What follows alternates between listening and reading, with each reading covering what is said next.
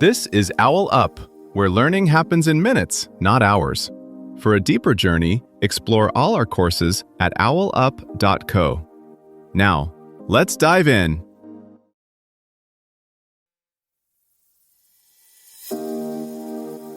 Welcome back to Chapter 2 of our series, Strategic Leadership Lessons from Military History.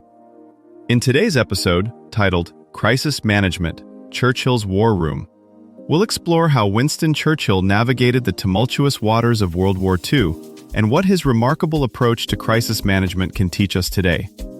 So, let's dive in.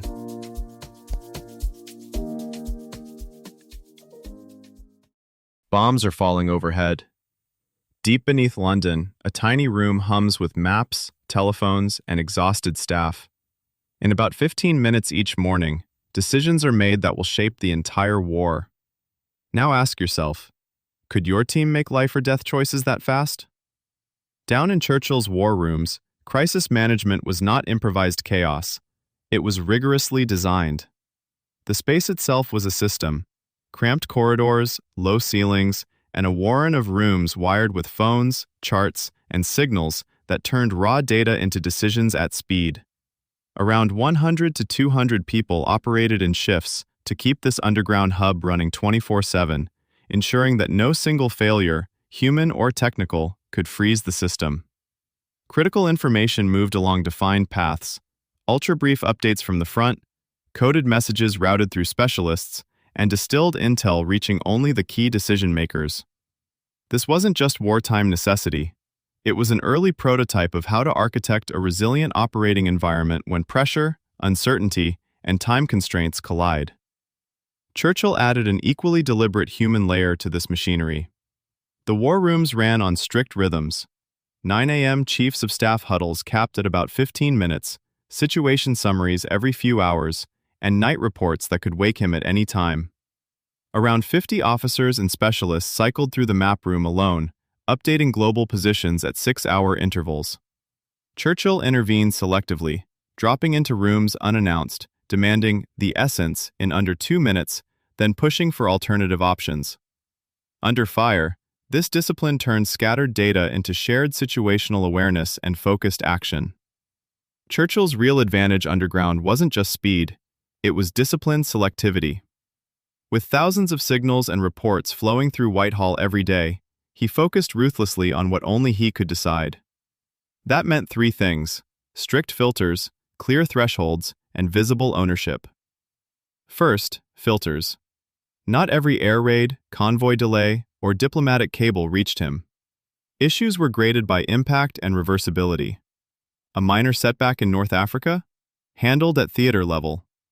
A convoy route threatened that could starve Britain of grain or oil within 30 days? That rose fast. In practice, it meant perhaps a few dozen items per day hit the very top, from a backdrop of hundreds of incoming fragments. Second, thresholds. Churchill set explicit tripwires for escalation. If shipping losses exceeded certain tonnage for a set number of days, or if German forces crossed specific lines on a map, it triggered an automatic review at the highest level. Those lines weren't vague. They were drawn in inches on the 50,000 pinholed map. Cross this point, and we re-examine the whole plan. In your world, that's the difference between keep me posted on churn and if churn exceeds 2% monthly for 3 months, we convene a cross-functional review within 48 hours. Third, ownership. Every critical topic had a named lead, not a vague committee. One person owned aircraft production numbers, another owned convoy protection, another, Allied diplomacy. Churchill knew who would walk into the room if that domain turned red. That clarity cut argument time and boosted accountability. On a modern leadership team of, say, 7 to 9 people, that might mean mapping the top 10 risks and assigning exactly one executive as single throat to choke for each. He also paired brutal realism with structured optimism. Threats were not downplayed. Casualty forecasts, fuel shortages, and invasion scenarios were worked through with hard numbers, probabilities, timelines, resource counts. But every gloomy assessment had to be matched with options, at least 2 credible courses of action with pros, cons, and resource needs. "No, we're doomed" memos. Only, "We're exposed here, and here are 3 ways to respond." Your challenge this week? Pick one recurring pressure area: customer outages, regulatory risk, cash runway, key talent loss, and design a war room protocol for just that domain. Define 1. Exactly 3 to 5 metrics that would signal rising danger. 2. The concrete thresholds that would trigger your involvement. 3. The single person who owns first response. 4. The forum, 15 to 20 minutes max, where decisions would be made if those thresholds are crossed. Then, pressure test it once. Run a 20-minute simulation using last year's worst month of data.